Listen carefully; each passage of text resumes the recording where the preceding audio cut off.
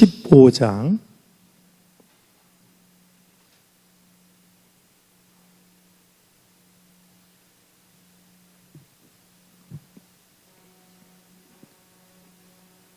22절, 23절입니다.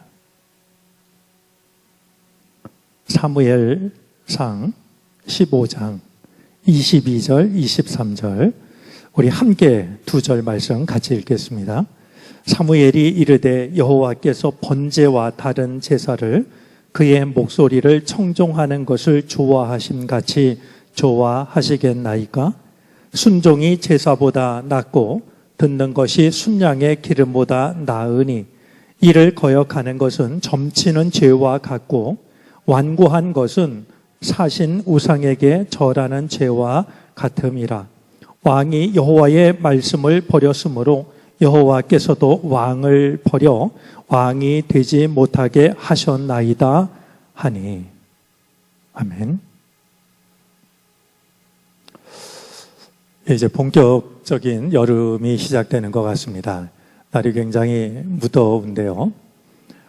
또 요즘 내리는 비를 보면 정말 무섭게 내립니다. 시원하다라고 하기에는 정말 무섭게 내리는 비를 보게 됩니다. 어제였던가요?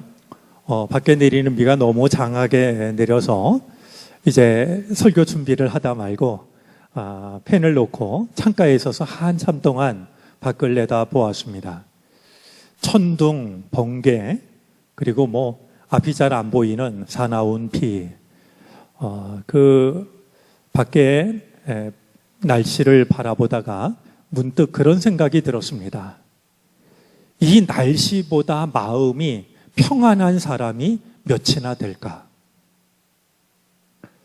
날씨가 굉장히 사나운 그런 모습을 보면서 정말 천둥, 번개, 억수같이 내리는 비, 그걸 보면서 이 날씨보다 마음이 더 평안한 사람이 몇이나 되는 걸까? 어쩌면 우리들 마음은 창밖으로 내다보이는 저 날씨보다도 더 불안정하고 그렇게 사나운 거 아닐까 하는 생각을 해보았습니다.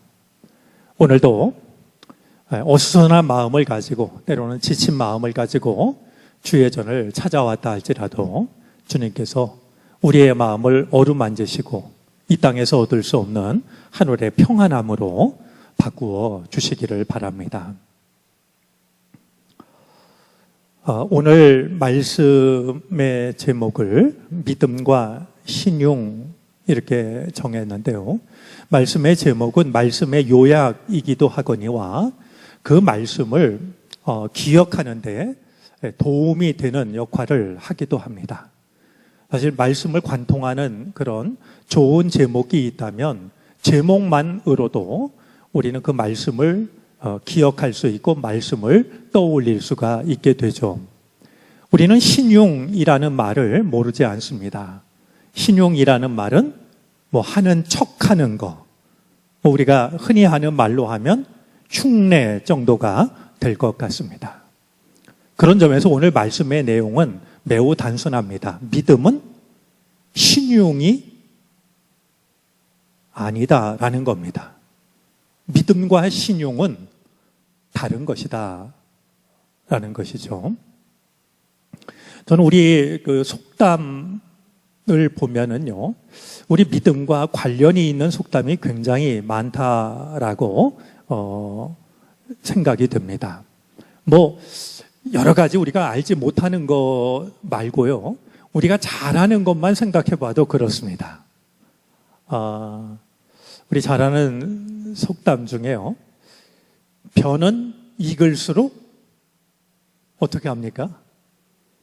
고개를 숙입니다. 저는 굉장히 신앙적인 속담이라고 생각합니다. 익은 신앙을 가진 사람은 익은 만큼 고개를 숙입니다. 또 우리 속담 중에요, 대표적인 것이 콩 심은 데 콩 나고 팥 심은 데 팥 난다, 그 속담이 있죠. 여러분, 콩 심어놓고 콩이 안 날까 봐 안절부절 못하는, 그건 신앙 아닙니다. 혹은 콩을 심었는데 팥금이 더 좋으니까 콩 심어놓고 팥 나게 해달라고 기도한다고 해서 팥이 나는 게 아닌, 그게 신앙입니다. 우리가 뿌린 대로 거두게 되는 그런 점에서 저는 말씨, 맘씨 이것도 다 굉장히 중요한 말이라고 생각하는데요. 말씨는 어투라는 것보다는 말이 씨앗이라고 하는 말이죠.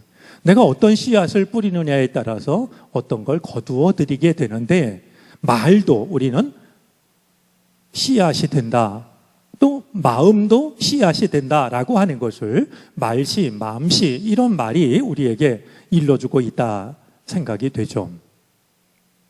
자, 이런 우리 속담 중에요, 오늘 말씀과 관련해서 소개하고 싶은 속담이 있습니다.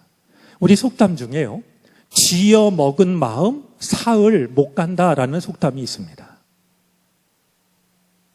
쥐어 먹은 마음, 그냥 내가 이렇게 해야지 이렇게 잠깐 다짐하는 마음은요, 작심삼일이라는 말이 있지만 마음을 쥐어 먹는 것 가지고는 사흘을 못 간다라는 겁니다.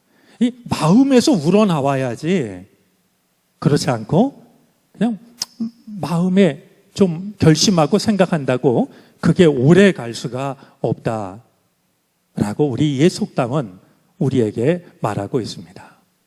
우리의 믿음이 잠깐 지어 먹은 마음이 되어서는 안 된다. 평생 변함이 없는 그것이 우리들의 믿음이 되어야지, 잠깐 그냥 마음 지어 먹는 말이죠. 오늘 말씀 제목대로 하면 잠깐 신용을 내는 게 우리의 믿음이 될 수가 없다 하는 것입니다.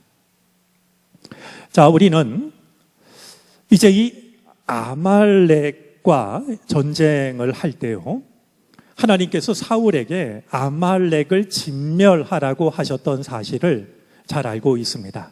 자, 진멸이라는 말은 살아있는 것은 하나도 남기지 않고 모두 이제 없애는 겁니다.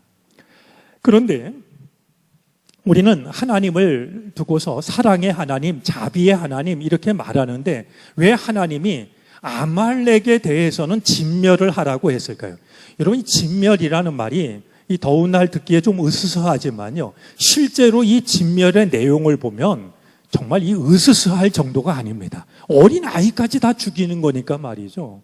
이거 정말 무서운 일입니다. 그런데 아말렉을 진멸하라고 하세요. 진멸하라 하신 이유가 신명기 25장에 기록이 되어져 있는데요, 아말렉이 했던 일 때문에 그래요. 이스라엘 백성들이 가나안 땅을 향해서 걸어가고 있을 때 이 아말렉이요, 이스라엘을 공격합니다. 그래가지고 여러분, 그 정말 많은 이스라엘 백성들이 광야길을 지나가니 뒤에 처지는 사람들이 왜 없었겠어요? 나이 많은 어르신들, 아이들, 또 어디가 아픈 사람들, 다친 사람들, 이 행렬을 제대로 못 따라가는 사람들이 있지 않았겠습니까? 근데 그 뒤처진 자들을요, 무자비하게 쳐 죽였습니다. 하나님께서 명하셔서 하나님의 백성들이 광야길을 지나가고 있는데요, 정말 물을 떠다 주고 먹을 걸 주고 이런 부족들도 없었던 것은 아니었는데, 아말렉은 거꾸로 말이죠, 이스라엘의 약한 점을 공격했고 무자비하게 죽였어요. 그 일로 인해서 이 아말렉을 너희가 그냥 두면 안 된다 명하셨고요, 이제 첫 번째 왕이 된 사울에게 아말렉을 진멸하라고, 너희가 평안해지면 반드시 아말렉을 진멸하라 라고 말씀하셨는데, 이제 이스라엘의 왕이 세워졌을 때 하나님은 이제 아말렉을 진멸할 것을 명하셨던 겁니다. 자, 우린 지난 시간에 말씀을 통해서요, 이 사울이 그 전쟁에서 이기고서요, 승전비를 세우고 자기 갈 길을 갔다라는 그런 말씀을 잠깐 떠올렸는데요, 사무엘이 와서 보니까 이 사울이 보이질 않아요. 어디로 갔는지를 확인해 보니까 승전비를 세우고 길갈로 내려갔다는 겁니다. 사무엘이 길갈로 내려가서 사울을 만났는데요. 사울이 이제 사무엘을 보고서 인사를 합니다. 우리 15장 13절이 되겠는데요. 사무엘이 사울에게 이른즉 사울이 그에게 이르되 원하건대 당신은 여호와께 복을 받으소서. 내가 여호와의 명령을 행하였나이다. 사울이 먼저 말이죠. 이게 사람이 사실 찔리는 구석이 있으면 이런 태도를 보이죠. 먼저 복을 받으라. 이 사무엘에게 말이죠. 아주 좋은 이야기를 한 뒤에 내가 명하신 대로 했습니다. 이렇게 묻지도 않은 말을 먼저 이제 꺼냅니다. 자, 그러자 사무엘이 대답을 합니다. 14절인데요. 그러면 내 귀에 들려오는 이 양의 소리와 내게 들리는 소의 소리는 어찌 됨이니까 하니라. 자, 살아있는 것을 다 이제 진멸하는 것이었기 때문에 소나 양도 남겨두어서는 안 되는 일이었습니다. 그런데 사무엘을 만난 사울은 말이죠.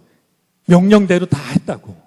이렇게 이야기를 하는데 이야기를 들은 사무엘이 그렇다면 지금 내 귀에 들려오는 이 양의 울음소리와 소의 울음소리는 도대체 무엇이냐라고 묻습니다. 사실은 이렇게도 금방 드러날 말을 우리는 너무 쉽게 합니다. 금방 드러나는데 말이죠. 그걸 그냥 그렇지 않은 것처럼 생각하고 쉽게 말하곤 하죠. 그러자 이 사울이 둘러대는데요. 그것은 무리가 아말렉 사람에게서 끌어온 것인데 백성이 당신의 하나님 여호와께 제사하려 하여 양들과 소들 중에서 가장 좋은 것을 남김이요 그 외의 것은 우리가 진멸하였나이다. 자, 이것은 백성들이 끌고 온 건데 그냥 우리가 그거 잡아먹으려고 끌고 온 게 아니라 하나님께 제사를 드리려고 좋은 것은 다 끌어오고 그렇지 않은 건 전부 진멸하였나이다.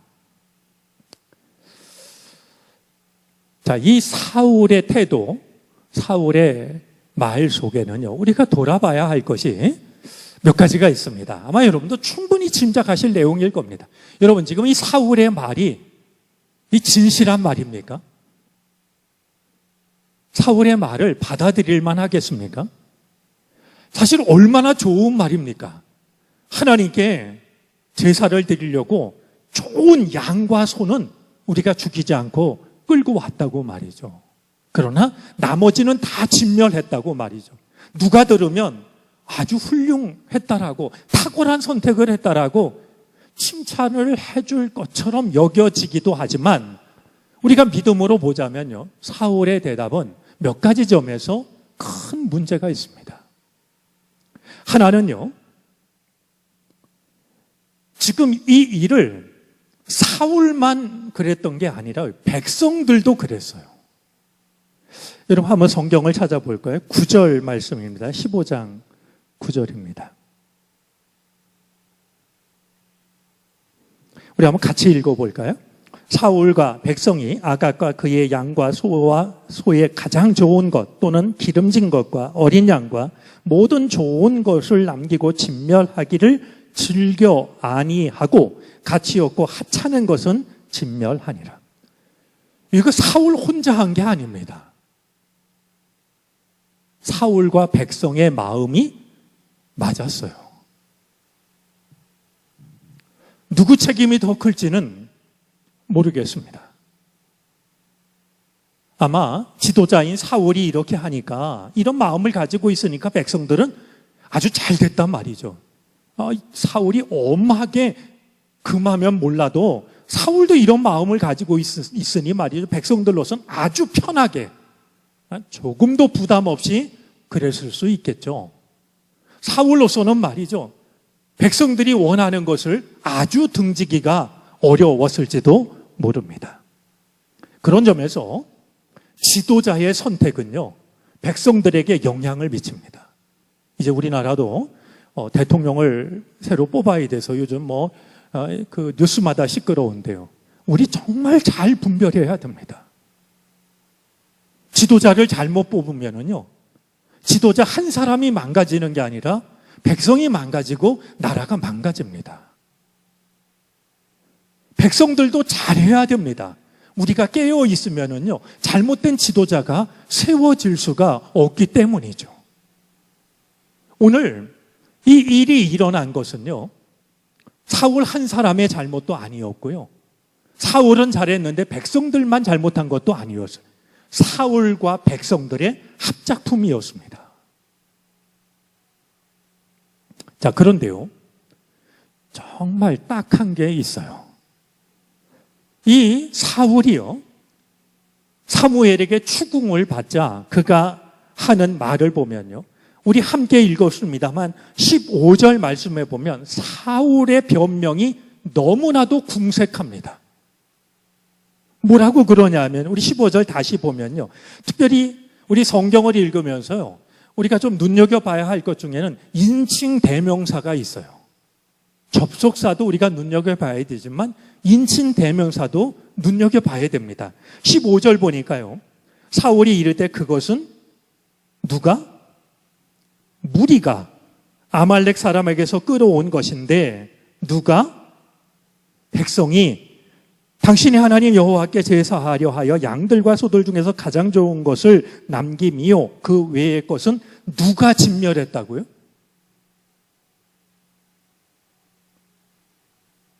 자기한테 유리한 건 우리라고 말하고 있고요, 불리한 것은 백성이라 말하고 있어요. 진짜 아이들 말로 하면 이거 정말 치사한 거 아닙니까? 옹졸한 거죠. 백성의 지도자라면 설령 백성이 잘못했어도 내가 잘못했습니다, 그게 진정한 지도자인데요, 첫 번째 왕으로 세워진 사울은요, 진멸한 것은 우리라고, 나도 껴있다라고 우리라고 말하고요, 잘못한 것은 무리 백성이라고, 마치 자기는 아무 상관이 없는 것처럼 말이에요.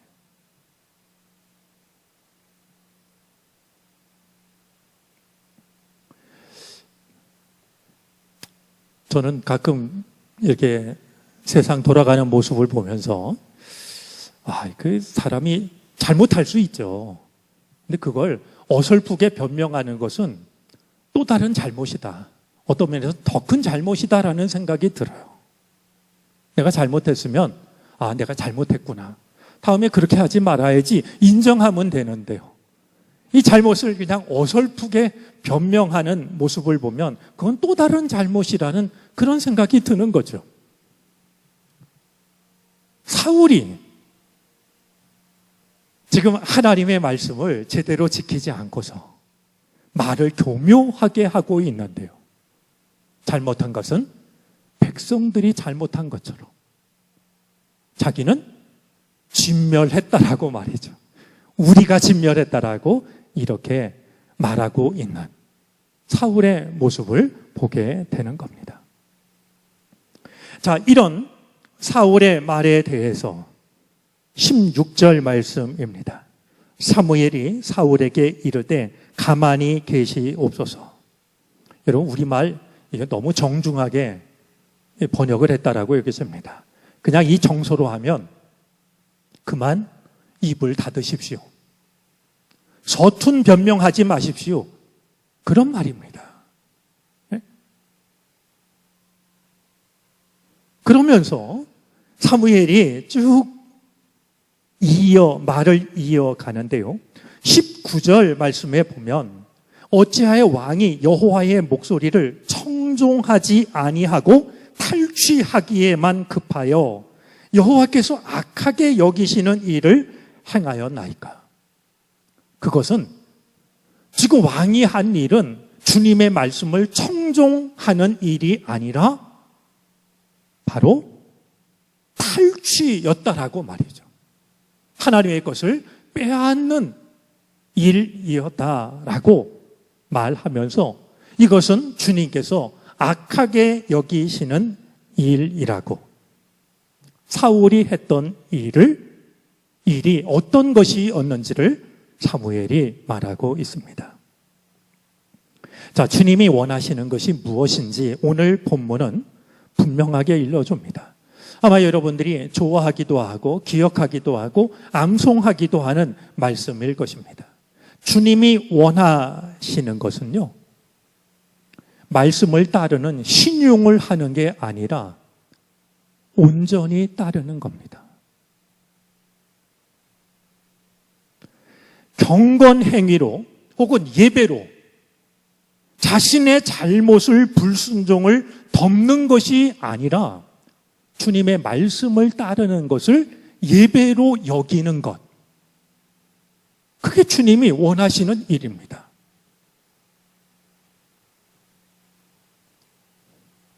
반만 따르고 반은 따르지 않는.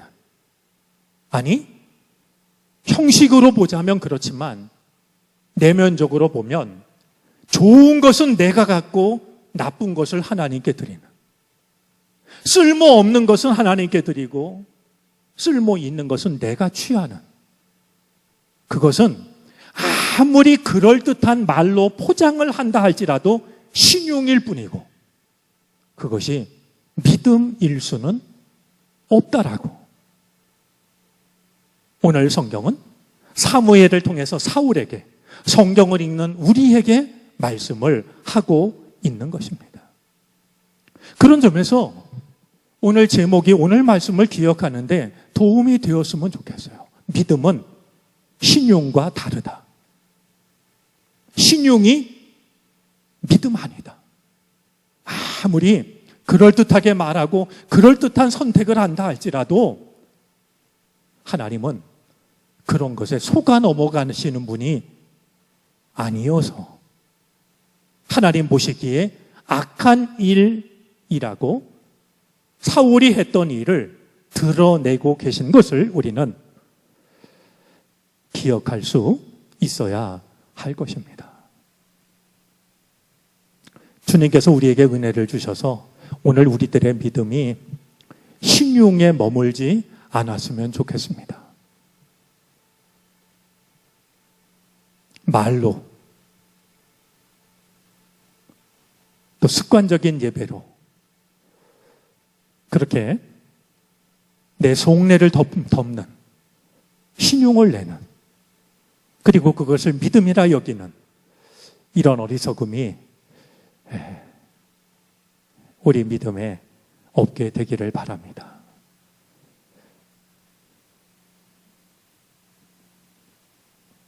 우리의 믿음이 지어 먹은 마음이 아니라 우리의 진심이 되는, 본래의 마음이 되는. 그래서 어떤 경우, 어떤 상황 속에서도 흉내 내기가 아니라, 하는 척하는 것이 아니라 우리의 믿음이 정말 하나님 앞에서 바른 믿음이 될 수 있는 그런 우리 모두가 되어질 수 있기를 바랍니다. 기도하겠습니다.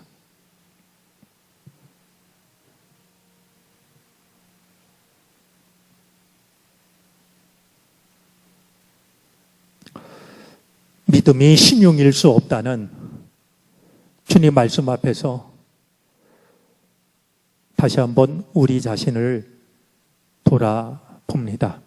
아버지 하나님, 은혜를 주셔서 행여라도 믿음을 신용으로 바꾸는 일이 없게 하시기를 바라고 원합니다. 그럴듯한 말로